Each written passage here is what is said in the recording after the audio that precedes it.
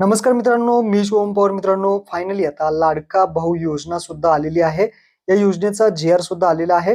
तरुणांना महिन्याला 10,000 रुपये मिळणार आहेत. हे 10,000 कसे मिळणार आहेत? यासाठी अर्ज प्रक्रिया काय आहे? कागदपत्रे काय आहेत? पात्रता काय आहे? नक्की योजना काय आहे? संपूर्ण माहिती आपण या व्हिडिओमध्ये जाणून घेणार आहे. तत्पूर्वी चॅनलवरती पहिल्यांदा आला असाल तर चॅनलला सबस्क्राईब करून ठेवा. अशाच महत्त्वपूर्ण व्हिडिओज तुम्हाला भेटत राहतात. तुम्ही Telegram group, WhatsApp group follow नसेल केला, चॅनल जॉइन करून ठेवा. महत्त्वपूर्ण अपडेट सुद्धा तुम्हाला तिथे भेटतात. तर चला मित्रांनो, व्हिडिओ सुरू करूया.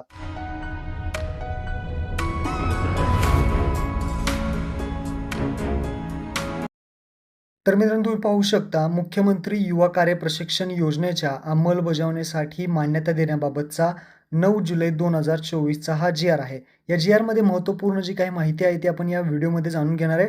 तर इथे प्रस्तावनेमध्ये पहा, राज्यामध्ये युवक वर्ग आपले शिक्षण पूर्ण करून दरवर्षी मोठ्या संख्येने नोकरी असेल, व्यवसाय याच्या शोधात बाहेर पडत असतो.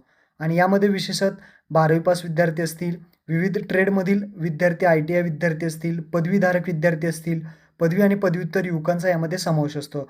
परंतु भरपूर ठिकाणी जे काही रोजगार आहे तो त्यांना मिळत नाही. काही ठिकाणी संधी उपलब्ध असतात पण रोजगार मिळत नाही. याची बाब लक्षात येता आता महाराष्ट्र शासनाने रोजगार प्रोत्साहन कार्यक्रम ही योजना 3 डिसेंबर 1974 पासून ही राबवण्यात येत होती. सदर योजना काही कारणास्तव या योजनेचा लाभ उमेदवारांना व्हावा यासाठी ही योजना सुधार करणे आवश्यक होतं आणि त्यामध्ये आता ही नवीन योजना जी आहे ते आणलेली आहे. या योजनेचं नाव आहे मुख्यमंत्री युवा कार्य प्रशिक्षण योजना. या योजनेअंतर्गत राज्यातील युवकांना त्यांच्या शिक्षणानंतर प्रत्यक्ष कामाचे जे काही प्रशिक्षण आहे ते देण्यात येणार आहे. या योजनेचे स्वरूप समजून घ्या. मुख्यमंत्री युवा कार्य प्रशिक्षण जी योजना आहे, या योजनेची जी काही नोंदणी आहे ती रोजगार इच्छुक उमेदवार जे असतील, इच्छुक उमेदवार आणि प्रशिक्षण देऊ इच्छिणारे उद्योजक विभागाचे संकेतस्थळ येथे नोंदणी करणार आहेत आणि या योजनेअंतर्गत ऑनलाईन पद्धतीने तुम्ही सुद्धा फॉर्म भरू शकता. यासाठी ऑनलाईन फॉर्म कोण भरू शकतं? पहा, 12वी पास विद्यार्थी आहेत, ITIचे विद्यार्थी आहेत, पदविका असतील म्हणजे पदवी ज्यांची झालेली आहे, पदव्युत्तर असतील, सर्वजण यासाठी पात्रता धारण केलेले जे काही रोजगार इच्छुक उमेदवार आहेत ते ऑनलाईन अर्ज करू शकणार आहेत. या योजनेसाठी जी पात्रता आहे ती पहा काय देण्यात आलेली आहे. कमीत कमी जे काही वय आहे तुमचं 18 वर्ष पाहिजे. जास्तीत जास्त 35 वर्ष जे आहे ते असावे. म्हणजे 18 ते 35 या वयोगटातली जे काही तरुण आहेत ते इथे अप्लाय करू शकतात. उमेदवारांची किमान शैक्षणिक पात्रता कमीत कमी तुमची 12वी पास पाहिजे. त्यानंतर ITI असेल तरीसुद्धा चालेल. पदविका झाली असेल तरी चालेल. पदवी झाली असेल, ग्रॅज्युएशन झालं असेल, पोस्ट ग्रॅज्युएशन झालं असेल तरीसुद्धा तुम्ही यामध्ये अप्लाय करू शकता. कमीत कमी 12वी पास असणं गरजेचं आहे. उमेदवार हा महाराष्ट्र राज्याचा अधिवासी असावा. उमेदवाराचा आधार कार्ड नंबर असावा. बँक खातं असावं आणि तुम्ही रोजगार व उद्योजक संकेतस्थळ आहे, वेबसाईट आहे त्यावरती रोजगार नोंदणी क्रमांक प्राप्त केलेला असावा. आता हे जे प्रशिक्षण आहे याचा कालावधी जर पाहिला तर त्यांनी दिलाय सदर कार्य प्रशिक्षणाचा कालावधी 6 महिने राहणार आहे आणि सदरच्या 6 महिन्याच्या कालावधीत उमेदवार या योजनेअंतर्गत शासनामार्फत विद्यावेतन सुद्धा देण्यात येणार आहे. तुमचं जे आहे प्रशिक्षण पूर्ण झालं तर त्यामध्ये तुम्हाला नंतर प्रमाणपत्र सुद्धा देण्यात येईल असं सुद्धा सांगण्यात आलेलं आहे. आता जे काही सरकार विद्यावेतन देणार आहे ते कशा पद्धतीने राहणार आहे ते पहा.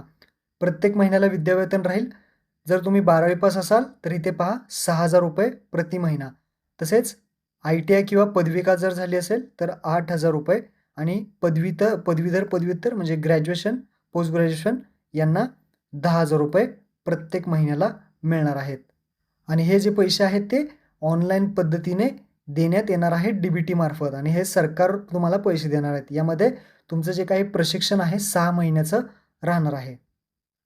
आणि यामध्ये अजून एक पॉईंट असा आहे की या योजनेअंतर्गत महिन्यातून 10 दिवस अथवा त्यापेक्षा जास्त दिवस जर गैरहजर राहिला तुम्ही तर यामध्ये जे काही विद्यावेतन आहे ते अनुदेय राहणार नाही. म्हणजे जे पगार आहे थोडक्यात ते सरकार जे पैसे देणार आहेत 10,000, 6,000, 8,000 त्यामध्ये तुम्हाला ते मिळणार नाहीत जर तुम्ही महिन्यातून 10 दिवसापेक्षा जास्त गैरहजर राहिलात तर.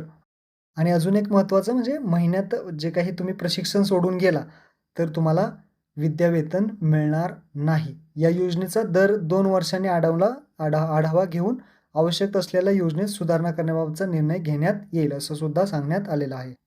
यालाच आपण ऑन जॉब ट्रेनिंग किंवा अप्रेंटिसशिप म्हणतो, ज्यामध्ये 6 महिन्याचं ऑन जॉब ट्रेनिंग दिलं जातं. हेच याला आपण सर्व जी काही योजना आपण पाहतोय ते अप्रेंटिसशिपमध्ये जाते किंवा ऑन जॉब ट्रेनिंगमध्ये ही योजना आहे. तर अशा प्रकारे हा जी-आर आहे. हा जी-आर तुम्हाला डिस्क्रिप्शनमध्ये दिलेला आहे. आपल्या ग्रुपवरती सुद्धा भेटेल आणि आपले काही प्रश्न असतील तर आपल्या ग्रुपवरती मांडू शकता. महत्त्वपूर्ण हा व्हिडिओ होता. आपल्या मित्रांना शेअर करा. धन्यवाद.